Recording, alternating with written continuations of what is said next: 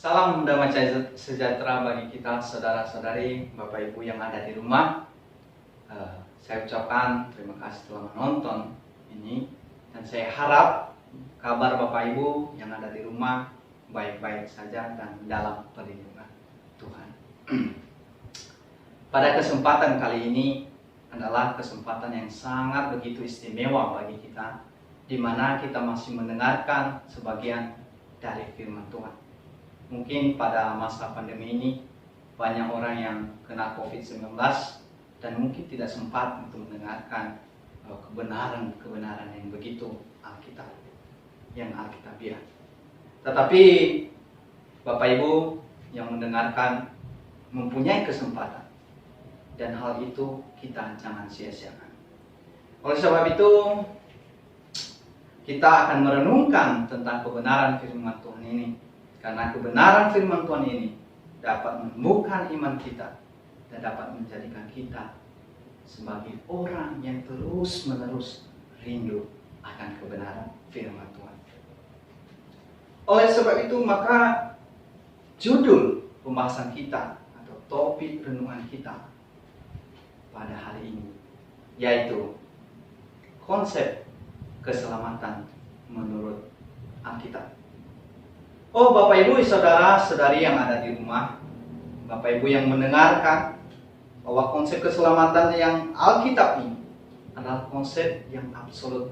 Absolut yang artinya yang pasti, yang bisa menjamin keselamatan kita. Ada banyak orang yang kurang memahami tentang keselamatan ini, bahkan kurang mengerti, bahkan kurang peduli. Mereka kurang peduli tentang kebenaran firman Tuhan.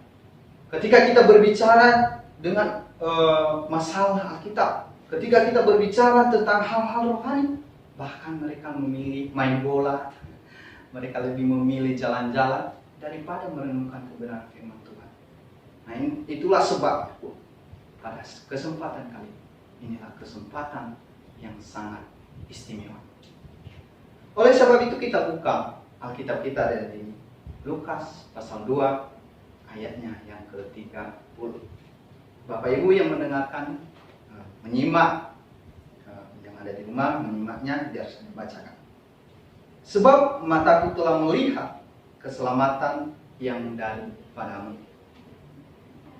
Bapak Ibu, saudara-saudari yang terkasih di dalam nama Tuhan, waktu dulu ketika Tuhan menciptakan alam semesta ini, Dia menciptakan dua makhluk hidup yang sangat spesial, yang segambar dan serupa dengan Allah, yaitu malaikat dan manusia.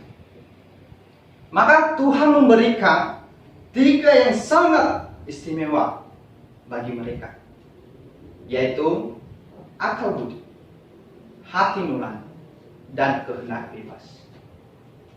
Dan ketiganya ini adalah sesuatu yang sangat istimewa dan dibutuhkan oleh mereka. Ya. Setelah itu, setelah Tuhan menciptakan manusia dan malaikat, maka malaikat ditempatkan di surga, di tempat Allah. Maka manusia ditempatkan di bumi, yaitu di suatu taman, di Taman Eden. Mungkin kita tahu cerita itu. Ketika Tuhan menciptakan manusia, kita bisa lihat dari Kejadian pasal 2. Maka Tuhan menciptakan di tengah-tengah taman tersebut, atau di taman tersebut Tuhan menciptakan pohon kehidupan, dan di tengah-tengah taman tersebut Tuhan menciptakan pohon tentang pengetahuan yang baik dan yang jahat. Ini bukan karena Tuhan jahat, Bapak Ibu. Ini bukan karena Tuhan ingin manusia itu jatuh. Bukan. Tetapi justru itu, Tuhan menciptakan pohon pengetahuan yang baik dan yang jahat itu sebagai alat alternatif. Jika mereka memilih taat kepada Tuhan, maka mereka tidak memakan buah pohon tersebut. Tetapi jika mereka memilih tidak taat atau menentang Tuhan, maka mereka memakan buah pohon tersebut. Bapak Ibu yang ada di rumah, setelah itu manusia yang ada di surga tadi Bapak Ibu. Setelah itu manusia atau malaikat yang ada di surga itu, mereka ingin menyamai yang Maha Tinggi. Mereka sombong. Bahkan mereka ingin menjatuhkan Allah. Mungkin ya, karena kita tahu bahwa kekuasaan Allah itu di atas maha segalanya. Yang mungkin emasnya berapa kali kita tidak tahu ya tentang hal itu. Karena mereka iri Bapak Ibu. Maka disitulah malaikat jatuh. Kita bisa lihat dari Yesaya pasal 14 ayatnya yang ke-12. Bapak Ibu bisa membacakannya, yang ada di rumah, membuka kitab, bisa membacakannya. Di situ tentang kejatuhan malaikat. Mereka jatuh bukan karena Tuhan yang menjatuhkan mereka, tetapi karena keinginannya sendiri ingin menyamai yang Maha Tinggi. Tetapi karena Allah Maha Tahu, Ia tahu segala perbuatan malaikat, maka malaikat itu dihukum. Maka sebelum malaikat itu dihukum, maka Tuhan memisahkan malaikat yang masih setia dengan Dia. Maka yang tidak setia itu diberi nama setan, atau dalam bahasa aslinya yaitu Satan, yang artinya musuh. Maka sejumlah malaikat tadi yang menentang Tuhan, maka dibuang ke bumi. Dibuang ke bumi, maka manusia ya, yang di tengah-tengah taman tersebut, yang di Taman Eden tersebut, masih belum berdosa. Setelah malaikat dibuang ke bumi, kita bisa lihat ceritanya situ dari Kejadian pasal 3 ayat 1. Kita bisa lihat. Kita buka dalam Kejadian pasal 3 ayat 1. Katanya, adapun ular ialah yang paling cerdik dari segala binatang di darat yang dijadikan oleh Tuhan Allah. Ular itu berkata kepada perempuan itu, dan Tuhan Allah berfirman, semua pohon dalam taman ini jangan kamu makan buahnya, bukan? Nah, di situ iblis memakai rupa sebagai ular. Nah, karena ular ini adalah ular yang cerdik, ya, yang cerdik. Nah, di situ mereka berbincang-bincang oleh Hawa. Nah, sehingga Hawa di sini tertipu dengan godaan iblis. Ya. Hawa di sini tertipu dengan godaan iblis dan Adam dan manusia pertama itu. Maka mereka memakan buah pohon pengetahuan yang jahat itu. Maka mereka jatuh ke dalam dosa. Mereka jatuh ke dalam dosa karena mereka melanggar perintah Allah. Karena mereka melanggar, Tuhan mengatakan jangan kamu makan, karena sekali kamu memakannya, kamu akan mati. Jadi Bapak Ibu Saudara-saudariku yang terkasih Tuhan, tetapi setelah kita tahu bahwa perbincangan mereka di ayat 4, pasal 3 ayat 4 katanya, tetapi ular itu berkata kepada perempuan itu, sekali-kali kamu tidak akan mati. Ya. Nah, tetapi di sini di Kejadian pasal 3 ayat 3 kita ingat bahwa perkataan si Hawa, tetapi tentang buah pohon yang ada di tengah-tengah taman, Allah berfirman, jangan kamu makan ataupun raba buah itu. Katanya jangan kamu makan ataupun raba buah itu. Tuhan tidak mengatakan raba buah itu, tetapi Hawa menambah perkataan Tuhan. Ini adalah hal yang salah Bapak Ibu. Ini adalah hal yang salah. Maka dari situlah manusia jatuh ke dalam dosa. Maka manusia setelah jatuh ke dalam dosa, maka mereka tidak bisa masuk surga. Karena surga adalah tempat yang maha kudus. Karena Allah adalah maha kudus. Setelah itu Bapak Ibu, ya, setelah itu iblis lagi tidak tidur Bapak Ibu, ya. dia mencari cara bagaimana manusia itu tetap mengikuti dia, bukan mengikut Tuhan. Maka dia kasih cara penyelesaian dosa dengan perbuatan, dengan amal, dengan usaha, supaya kalau dosamu terhapuskan, maka berbuat baiklah sebanyak-banyaknya. Kalau dosamu ingin hapus satu persatu, maka dosamu akan terhapus jika kamu berbuat amal sebanyak-banyak. Bapak Ibu yang ada di rumah dan dimanapun berada, perbuatan baik dan usaha manusia itu adalah hal yang baik. Saya katakan itu adalah hal yang baik, bukan hal yang buruk. Itu hal yang baik, tetapi itu tidak bisa menjamin masuk surga, karena perbuatan baik dan usaha itu tidak bisa masuk surga. Bukan saya yang katakan sendiri, tetapi Alkitab, firman Tuhan. Oh, sombong sekali Yaman ini, sombong sekali dia. Bukan, tetapi Alkitab yang mengatakan. Kita buka di dalam Efesus pasal 2. Efesus pasal 2 tentang perbuatan usaha itu. Efesus pasal 2 ayat 8 dan 9. Katanya, sebab karena kasih karunia kamu diselamatkan oleh iman, itu bukan hasil usahamu, tetapi pemberian Allah. Itu bukan hasil pekerjaanmu. Jangan ada orang yang menggunakan. Katanya, itu bukan hasil usahamu. Ya, kita buka lagi di dalam Titus pasal 3 ayatnya yang kelima. Kita buka lagi Bapak Ibu di dalam Titus pasal 3 ayatnya yang kelima. Katanya, pada waktu itu Dia telah menyelamatkan kita bukan karena perbuatan baik yang telah kita lakukan. Dan di sini terlihat jelas bahwa perbuatan baik itu tidak bisa menyelamatkan seseorang. Ada ilustrasi yang saya berikan bahwa ketika seseorang meminum teh, ya, ia meminum teh 1 gelas, dan ketika ia kerja lagi, maka ia haus. Setelah ia haus, ia minum lagi.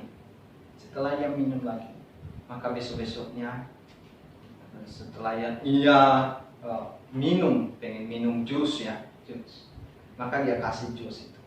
Nah, setelah jus itu tidak sengaja dia senggol dia jatuhkan racun, ada sedikit racun, maka meneteslah 1 racun, setitik saja masuk ke dalam cangkir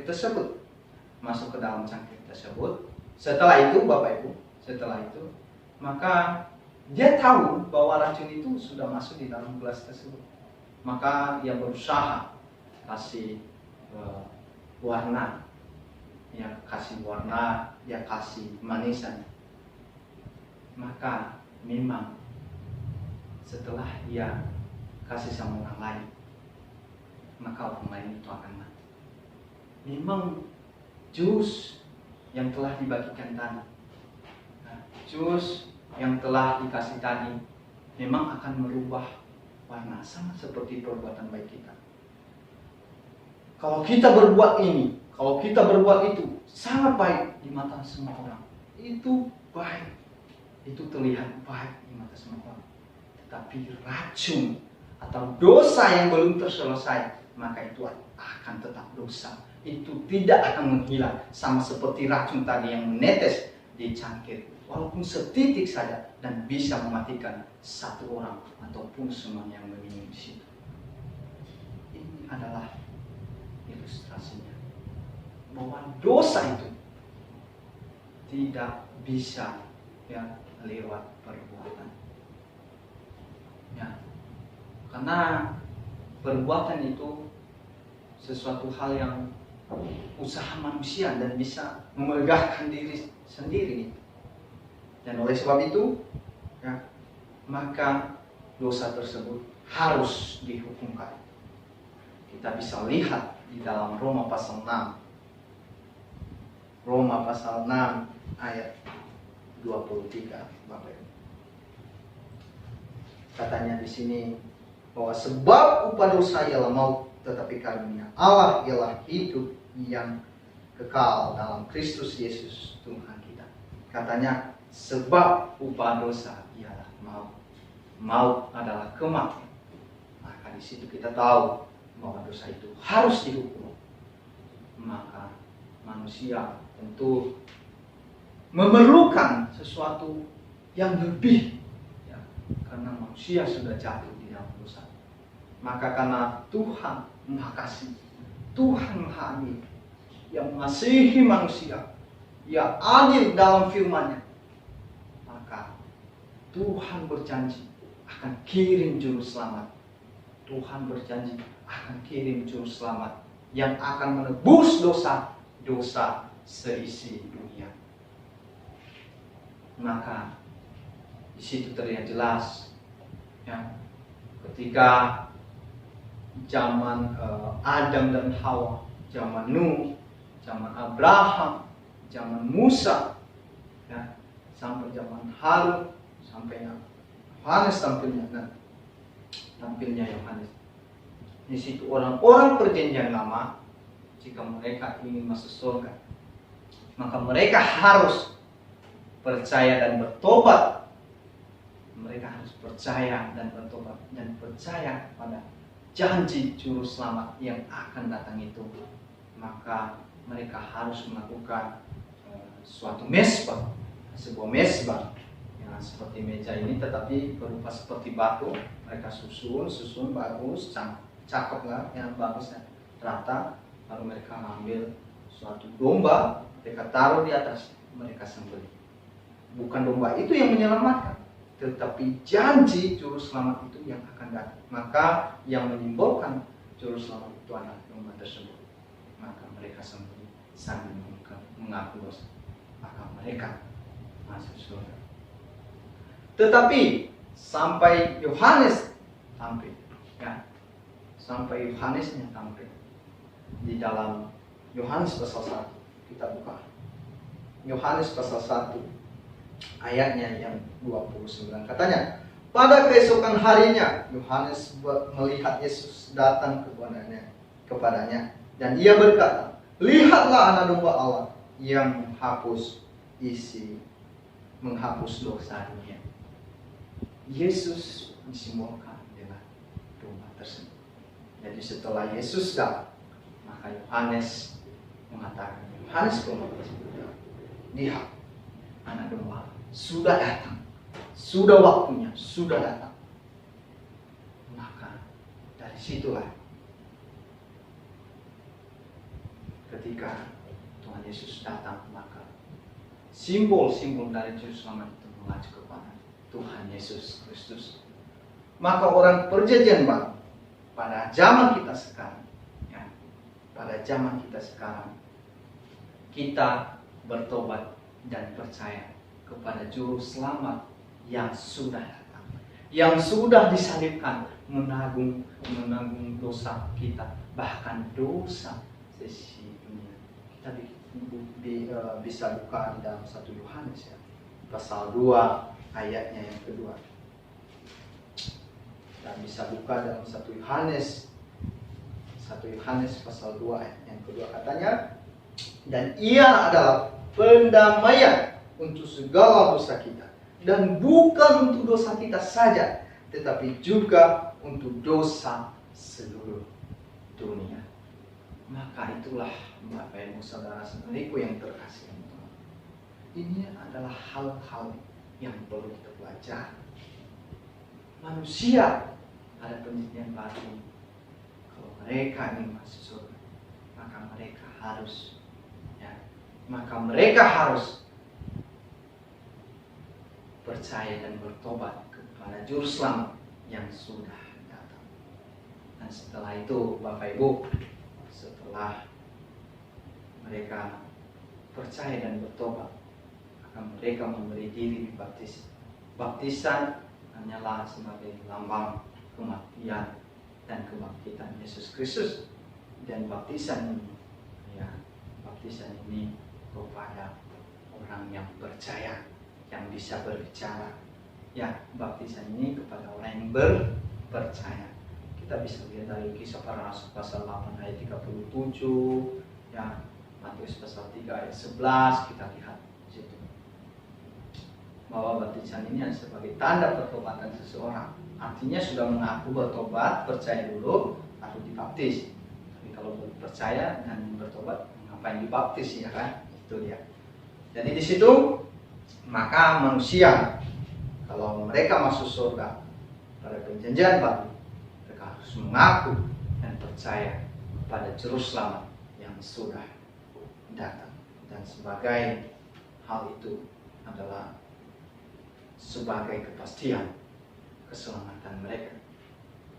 Oh, ada banyak orang Kristen yang mengatakan, hebat sekali kamu bisa memastikan kamu masuk surga. Bukan kita, ya. Bukan kita yang memastikan diri kita, ya. Bukan kita yang memastikan diri kita. Nggak usah apa pasti, karena kita ini masih jatuh ke dalam dosa. Inilah pemahaman yang salah. Mereka tidak tahu bahwa pemahaman perbedaan antara jatuh dengan hidup di dalam dosa. Kita memang jatuh di dalam dosa, masih jatuh. Tetapi bukan hidup di dalam dosa lagi. Contohnya seperti ayam dan bebek. Jika kamu buang bebek itu ke dalam air, maka dia berenang, ya. Dia senang. Ya. Jika kamu buang ayam itu, dia cepat-cepat. Memang dia jatuh, tapi dia cepat-cepat lari. Dia sadar, ya Tuhan, saya sudah jatuh. Saya merasa bersalah. Itu dia. Bukan lagi kita bebek, bukan berarti kita bebek dan ayam. Ini hanya sebagai contohnya saja. Oleh sebab itu Bapak Ibu, inilah kita. Kalau kita orang Kristen yang betul-betul rindu akan kebenaran firman Tuhan, maka kita harus mencari tahu kebenaran firman Tuhan tersebut. Karena kata di Matius pasal 7 ayat 21, katanya, bukan orang yang berseru kepada namaku, Tuhan, Tuhan, akan masuk ke dalam kerajaan surga, tetapi orang yang melakukan kehendak Bapa-Ku lah yang di surga. Itulah dia. Ketika kita bertobat dan percaya, kita melakukan kehendak Bapa yang ada di surga, maka kita pasti memiliki kepastian masuk surga. Dari mana kita tahu kita pasti diselamatkan? Dari Roma pasal 5 ayat 8 dan 9. Ayat 8 dan 9. Di situ jelas sekali, ya. Jelas sekali sampai 10 sebenarnya. Jelas sekali 2 kali kata diselamatkan. Kita pasti diselamatkan. Artinya itu sudah pasti absolut. Bukan mudah-mudahan. Ya, ada banyak orang mudah-mudahan tidak menjamin. Tapi kita sebagai orang Kristen menjamin. Karena kenapa? Karena kita sudah bertobat dan percaya kepada Juru Selamat. Bagaimana kalau suatu hari nanti saya jatuh? Nah, itu adalah dosa yang tidak menantang Allah. Itu adalah pembahasan yang lain. Tapi setelah ini adalah konsep keselamatan yang menurut Alkitab. Bukan menurut pendeta si A, bukan menurut pendeta si B, bukan menurut si A, si C, buku si A, bukan. Tetapi menurut firman Tuhan ini. Nah, terima kasih Bapak Ibu telah mendengarkan sebagian dari kebenaran firman Tuhan ini. Karena kebenaran firman Tuhan ini adalah kebenaran yang begitu pasti. Ya, semoga Bapak Ibu haus terus akan kebenaran firman Tuhan dan tidak putus-putus. Saya Jamal Lau, saya mengucapkan terima kasih. Maranatha.